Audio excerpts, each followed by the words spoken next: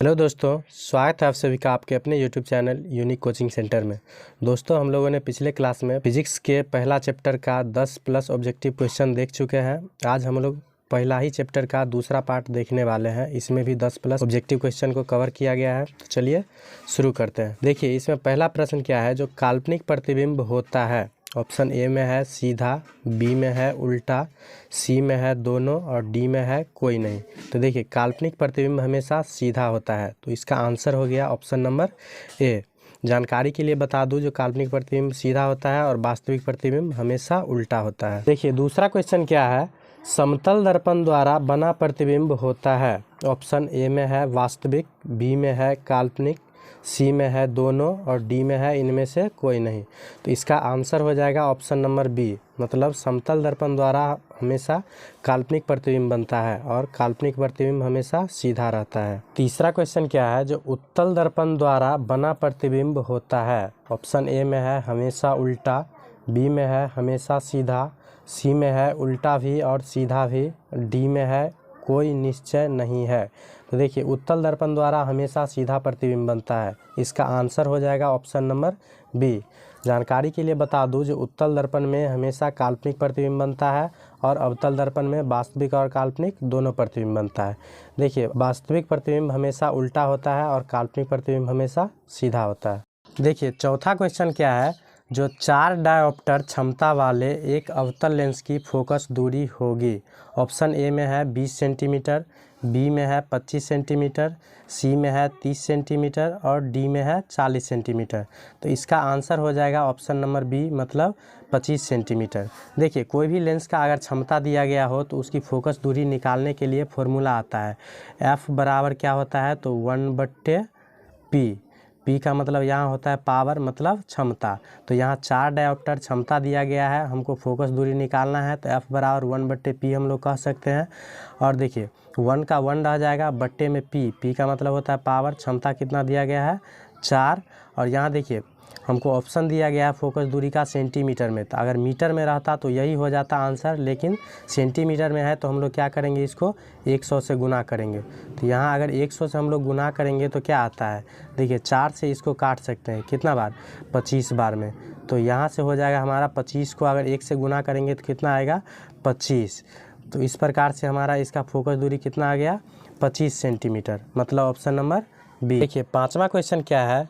जब प्रकाश की किरण हवा से कांच में प्रवेश करती है तो मुड़ जाती है। ऑप्शन ए में है अभिलंब से दूर, बी में है अभिलंब के निकट, सी में है अभिलंब के समांतर और डी में है इनमें से कोई नहीं। तो इसका आंसर हो जाएगा ऑप्शन नंबर बी, मतलब अभिलंब के निकट।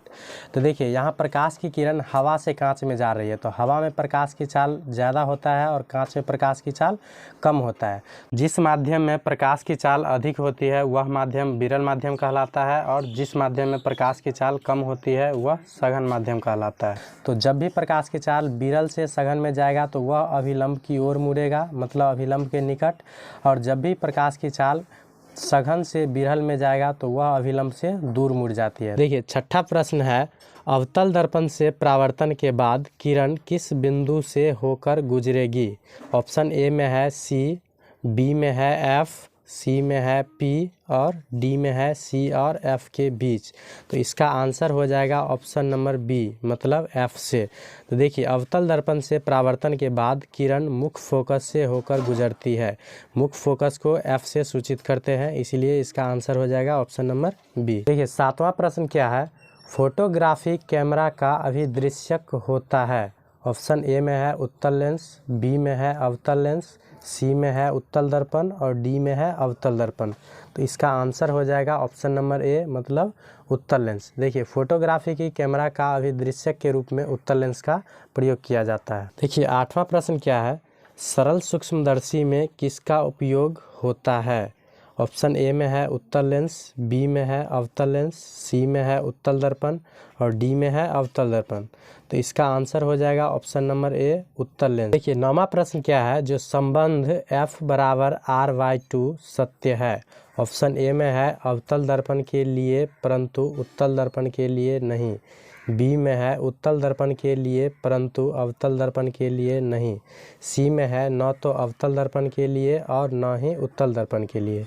डी में दिया गया है जो अवतल दर्पण के लिए भी और उत्तल दर्पण के लिए भी।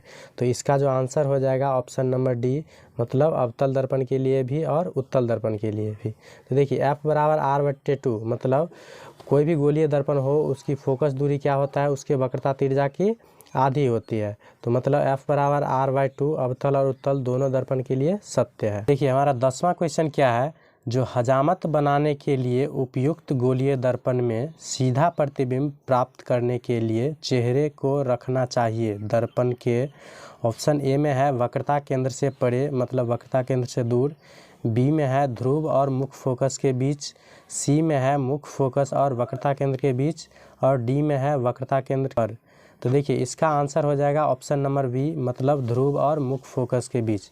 देखिए हजामत बनाने के लिए पहला बात तो अवतल दर्पण का प्रयोग किया जाता है और अवतल दर्पण में वास्तविक और काल्पनिक दोनों प्रतिबिंब बनता है।